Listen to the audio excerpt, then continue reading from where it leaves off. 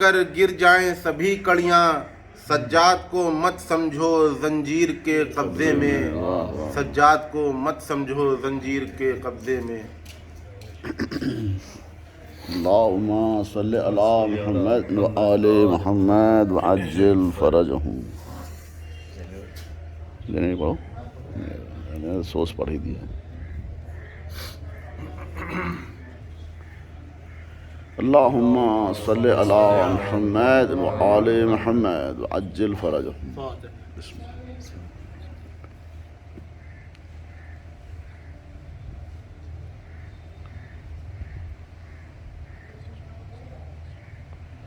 اللہم صلی علی محمد وآل نہ کوئی سمجھے مگر ہم بتائے جاتے ہیں، نہ کوئی سمجھے مگر ہم بتائے جاتے ہیں، علی کے لال کا قصہ سنائے جاتے ہیں، اور تلی ہوئی ہے یہ دنیا جسے مٹانے کو وہی حسین زمانے پہ چھائے جاتے ہیں۔ اللہم صلی علی محمد وآل محمد وعجل فرجہم۔ حضور بسم اللہ۔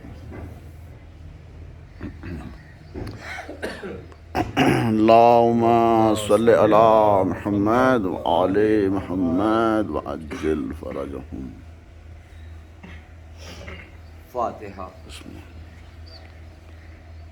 اللہم صلی علی محمد اعوذ باللہ السمیع العلیم من الشیطان الرجیم، بسم اللہ الرحمن الرحیم، الحمدللہ رب العالمین، والصلاة والسلام علی اشرف الانبیاء المرسلین وخاتم النبیین والصاحب الوسیم مولانا مولا الثقلین وجد الحسن والحسین ابی القاسم محمد۔ اللہم صلی علی محمد وآل محمد وعجل فرجہم۔ المعصومین المرحومین، اما بعد فقال اللہ سبحانہ وتبارک وتعالی فی کتاب المبین والواصل الصادقین قولوا الحق، بسم اللہ الرحمن الرحیم، ایکم احسن عملا۔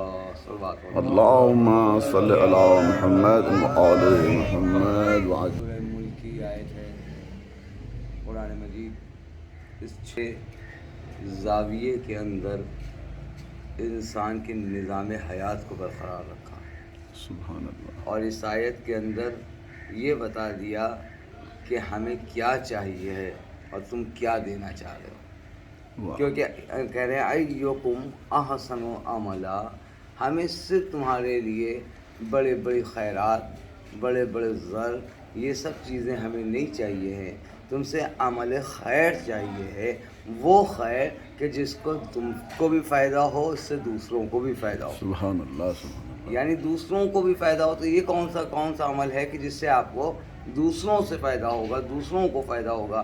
عزیزان گرامی، کوئی خیر ایسا ہے کہ جس کو قدرت کہہ رہی ہے کہ تمہارے لیے بھی فائدہ مند ہے اور دوسروں کے لیے بھی فائدہ مند ہے، وہ کون سا ہے؟ تو نماز تو ہمارے لیے ہے، روزہ تو ہمارے لیے ہے، زکوٰۃ تو ہمارے لیے ہے، خیرات تو ہمارے لیے ہے۔ ہم کو صرف یہاں پہ یہی سمجھ میں آتا ہے جو نماز ہمارے لیے ہے وہ ہمارے لیے خیر ہے، جو بانی نماز ہے ذکر اس کا خیر ہے سب کے لیے۔ اللہم صلی علی محمد وآل محمد وعجل فرجہم۔ یعنی اچھا عمل پیش کرو تاکہ تمہارے ذریعے سے ہم دوسروں کو یہ آزما سکیں اور اس کے عمل کے ذریعے سے تم کو پہچان سکیں کہ تم نے کون سا عمل کیسا انجام دیا ہے۔ عزیزان گرامی، جب مولا کائنات علی ابن ابی طالب اللہم صلی علی محمد وآل محمد وعجل جب ان کے فرجہم۔ گزرے ہیں تو اس میں آپ فرما رہے ہیں کہ نمازیں تو تم پڑھتے ہو، روزے تو تم رکھتے ہو، حج تو تم کرتے ہو، مگر یہ دیکھتے ہو کہ یہ اس میں جو ہے ہمارا اجر کتنا ہے، تم یہ نہیں دیکھتے ہو کہ اس میں اس کی خوشی کتنی ہے۔ سبحان اللہ سبحان اللہ۔ یعنی نماز پڑھو تو نماز کے ساتھ یہ تصور نہ ہو کہ اس کا اجر کتنا ہے، یہ تو سوچو کہ جو صاحب نماز ہے اس کا اجر کتنا ہے، وہ جو اس سے مل رہی ہے۔ اس کے بعد منزلت نماز یہ ہے کہ اس کی نماز کو نماز سمجھ کے عبادت کرو۔ عزیزان گرامی، ایک اپنوں کو فریضہ بنا کے عبادت نہیں کرو، بلکہ نماز پڑھو تو یہ سمجھو کہ اس کے سجدہ ہم کس کے لیے کر رہے ہیں، رکوع ہم کس کے لیے کر رہے ہیں، سجود ہم کس کے لیے کر رہے ہیں، قعود ہم کس کے لیے کر رہے ہیں، تشہد کس کے لیے کر رہے ہیں۔ نماز اگر تمہیں صحیح آ جائے تو تہذیب اسلام تمہیں سمجھ میں آ جائے گی۔ کیونکہ عزیزان گرامی نماز سے زیادہ کوئی آپ کو اخلاق سکھانے والی شے کا نام نہیں ہے۔ عزیزان گرامی آپ کو پتہ ہے نماز ہم کو کیسے اٹھنا سکھاتی ہے، کیسے بیٹھنا سکھاتی ہے۔ جیسے کوئی ہم نے جب پیغمبر اسلام حضور سرور کائنات سے صلی اللہ علیہ محمد جب اخلاقیات کے بارے میں پوچھا، جب تہذیب کے بارے میں پوچھا، تو وہی پیغمبر اسلام فرما رہے ہیں کہ جب کسی کے سامنے بیٹھو تو دو زانو ہو کر بیٹھو، جب کسی کے آگے بیٹھو تو اپنے ہاتھوں کو باندھ لو، اپنے کسی زبان بے موقع و محل اپنی زبان کو نہ کھولو، کیونکہ تمہارے وقار کو گھٹا دے گی، ہر جگہ پر تمہارے عظمت کو گھٹا دے گی۔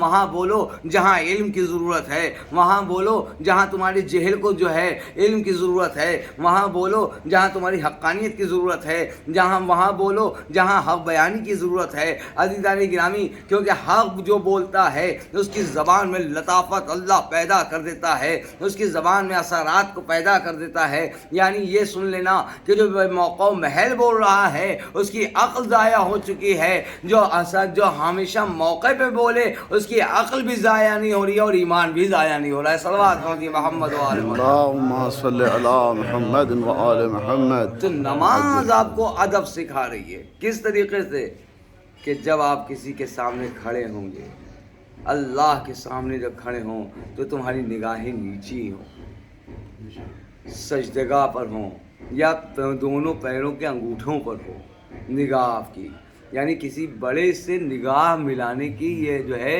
یہ بے ادبی کہلاتی ہے، بے حرمتی کہلاتی ہے۔ لہٰذا ہم کو کیا ہے، ہمارے لیے حکم یہ ہے کہ جب تم نماز پڑھو، جب کھڑے ہو نیت کر کے، تو تمہاری نگاہ یا تو سجدگاہ پہ ہو یا تمہارے پیر کے انگوٹھوں پر ہو، کہ اس سے نگاہ ملا کے بات نہیں۔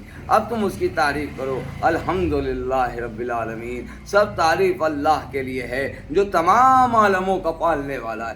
اب وہ سن رہا ہے کہ تم میری تعریف کر رہے ہو، الرحمن الرحیم، جو نہایت مہربان ہے اور بڑا رحم کرنے والا ہے، مالک یوم الدین، قیامت کے دن کا مالک ہے۔ ہم سب اس کے اوصاف بیان کر رہے ہیں، ہم اس کی صفتیں بیان کر رہے ہیں، جو اس کے آقا ایاک نعبد و ایاک نستعین، ہم تیری عبادت کرتے ہیں اور تجھی سے مدد چاہتے ہیں۔ اہدنا الصراط المستقیم، ہم کو معبود صراط مستقیم پر ثابت قدم رکھ، اور اس کے آقا صراط الذین انعمت علیہم، اور ان کا راستہ جن پر تو نے اپنی جو ہے عنایتیں کی ہیں، نعمتیں نازل کی ہیں، تحفے نازل کی ہیں، غیر المغضوب علیہم ولا الضالین، اور نہ ان کا راستہ جن پر تو نے اپنا عذاب نازل کیا ہے۔ یہ کہہ کہ تم نے دوسری حضوروں کو فضیلتیں دیں اور اس کے بعد جو ہے بتایا کہ اللہ اکبر کہا، یعنی اس کی بزرگی کا اعلان کیا، اس کی کبریائی کا اعلان کیا۔ اس کے بعد جو ہے کہ جب دے چکے تو اللہ سے مانگنا شروع کیا، تو کس طرح سے مانگو؟ پروردگار تو رب غفور ہے، تو رب کریم ہے،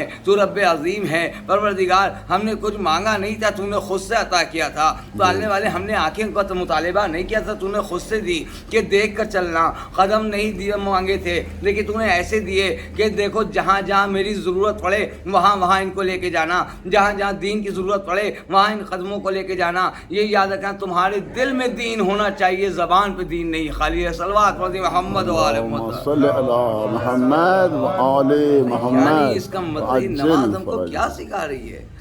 جب کسی کے آگے بات کرو، جب وہ تمہیں دے دے تو اب تم اس کے آگے جھک جاؤ، جب تمہاری حاجت کو پورا کر دے تو تم اس کے آگے جھک جاؤ۔ تو یہ رکوع کیا ہے؟ اس نے صبح سے ہمارے لیے عنایتیں کرنا شروع کر دی، باب رزق کھول دیے، باب توبہ کھول دی کہ دیکھو ہم تمہاری کرم کر رہے ہیں نہیں کر رہے، تمہیں دے رہے ہیں نہیں دے رہے۔ اس کے بعد جب وہ عطا کر دے تو تم نے کہا سبحان رب الاعلی و بحمدہ۔ جب تم نے اس کے آگے سر جھکا دیا تو اس نے کہا یہ مجھ پر واجب ہو گیا، تم نے میرے آگے سر جھکایا، میں پوری کائنات کو تمہارے آگے جھکا دوں گا۔ ایک صلوات پڑھ دی محمد و آل اللہم صلی علی محمد و آل محمد وعجل فرجہ۔ اور اسی پر یہی نماز وہ ہے کہ جس کا وقار حسین ابن علی ہے، جس کی عظمت حسین ابن علی ہیں۔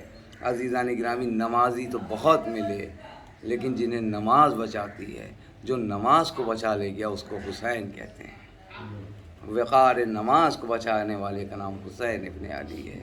کس طریقے سے بچایا؟ تاریخ کریے وہی نماز کہ جس نے اپنے خون سے وضو کیا، ہرنے پہ بیٹھا ہوا ہے، زخموں سے چور ہے، تیروں پہ تیر کھا چکے ہیں، پتھروں پہ پتھر کھا رہے ہیں، اور حسین جب آخری منزل پر جب کربلا کی زمین پر آئے ہیں تو عالم یہ کہ سجدہ کرنا ہے، اس رب کریم کا سجدہ کرنا ہے جس سے وعدہ کیا ہے، اے رب کریم میں تیرا دین بچا کے رہوں گا، اے رب کریم میں تیرے دین کو بچا کے رہوں گا، بھلے اس میں نے علی اکبر کی جوانی دی ہے، عباس کے ہاتھ دیے ہیں، قاسم کے بچپنا دیا ہے، علی اکبر کی کمسنی دی ہے، لیکن اے نانا کی دین میں تجھے اور بھی بچاؤں گا، اپنا سر دے کے بچاؤں گا، زینب کی رضا دے کر بچاؤں گا۔ عزیزان گرامی کیا منزلیں ہیں، لیکن ہم لوگ تو نہیں سمجھ سکتے کہ قربانیوں کی اہمیت کیا ہے۔ اللہ تعالیٰ جس کی گودیں اجڑ گئی ہوں ان بیویوں پہ کیا گزری ہوگی، لیکن یہی ہے، روایت کہتی ہے کہ جناب زینب کی گود اجڑی، جناب رباب کی گود اجڑی، جناب ام لیلہ کی، لیکن کبھی زبان پہ شکوہ نہیں آیا کہ ہائے میرا بچہ مر گیا، صرف یہی شکوہ تھا کہ ہائے میرا حسین مارا گیا، ہائے میرا سیدہ کا لال مارا گیا۔ عزیزان گرامی جناب آپ کو پتہ ہے امام حسین السلام کی پیاس روز عاشورہ ختم ہو گئی تھی عصر کے بعد، لیکن زینب ابھی پیاسی ہے۔ زینب کو یہ تاریخ نہیں بتایا نہیں کہ کب پانی ملا، لیکن بیویوں نے پانی کب پیا، لیکن ہاں تاریخ کہتی ہے کہ جب تھوڑا سا پانی زوجہ حر لے کر آئی تھی جناب سکینہ کی طرف، جناب زینب مخاطب ہوتی ہیں، اے سکینہ اٹھو پانی آ گیا ہے، تو بچی نیند سے اٹھی تو یہ کہتی اٹھی کیا میرے چچا پانی لے آئے، کیا میرے آج بابا امو پانی لے آئے؟ کہا سکینہ امو کہاں ہیں، چچا کہاں ہیں جو پانی لے کے آئے؟ امو تو دریا پہ سو رہے ہیں۔ بس جیسے ہی کہنا تھا کہا پھوپھی اماں آپ نے پانی پیا؟ کہا نہیں ہم نے پانی نہیں پیا۔ کہا کیوں نہیں پیا؟ کہا تم میرے قافلے میں سب سے چھوٹی ہو، اس لیے میں نے چاہا کہ سب سے پہلے تم کو پانی پلائیں۔ سکینہ نے کوزہ آب لیا، کربلا کی طرف رخ کیا۔ اے سکینہ کہاں چلی؟ کہا ابھی تو ہم نے آپ سے پوچھا تھا پھوپھی اماں نہ آپ نے پانی پیا، تو آپ نے جواب دیا تم سب سے چھوٹی ہو میرے قافلے میں، اس لیے میں پہلے تم کو پلاؤں گی۔ اے پھوپھی اماں میرا بھیا علی اصغر مجھ سے بھی چھوٹا تھا، کربلا میں 3 بال کا تیر کھا کر پیاسا اس دنیا سے گزرا ہے۔ اے علی اصغر پانی آ گیا، آؤ تمہیں بہن اپنے ہاتھوں سے سیراب کر دے۔ اجلکم اللہ امام یہ شہزادی زلفہ سکینہ کے جملے تھے، اے پانی ہم نہیں پئیں گے، وہ پانی کیا پیوں جو میرے بابا کو نہ ملا آخری وقت میں، اس پانی کو پی کے میں کیا کروں جس کے بدلے میرے چچا عباس کے ہاتھ کاٹے گئے۔ عزیزان گرامی آخری جملے سنیے اور مجلس کو تمام کیا۔ یہ تیجے کی مجلس ہے، ارے کیسے بے قصوں کا تیجا ہو رہا ہے۔ عزیزان گرامی ہر ایک نظر کے لیے جب نظر کرتا ہے تو ہاتھ اٹھا کر نظر دیتا ہے، ارے نصیران کربلا نے جب نظر دی ہے تو سب کے ہاتھ بندھے ہوئے ہیں، سب خاک پر بیٹھے ہوئے ہیں۔ زین العابدین کبھی اکبر کا فاتحہ، کبھی اصغر کا فاتحہ، کبھی چچا عباس کا فاتحہ، میں کس طرح سے دے رہے ہیں۔ بچی تڑپ رہی ہے، اب پانی نہیں پیوں گی، اے سکینہ پانی پی لو۔ جناب زینب کا اصرار، اے سکینہ پانی پی لو، نہیں مجھے پانی زہر ہے۔ بس آخری جملہ ہے کیونکہ میرا ننھا بھیا علی اصغر پیاسا مارا گیا۔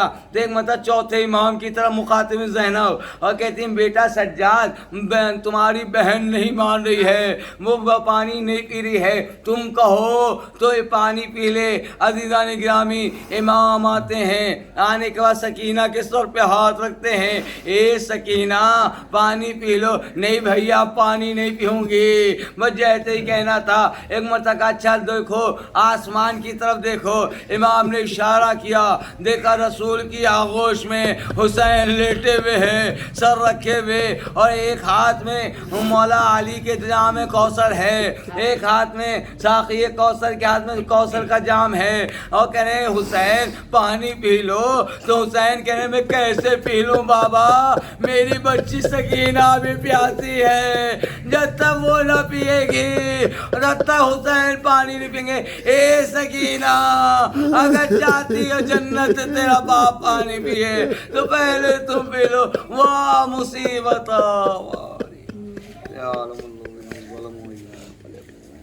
اللہ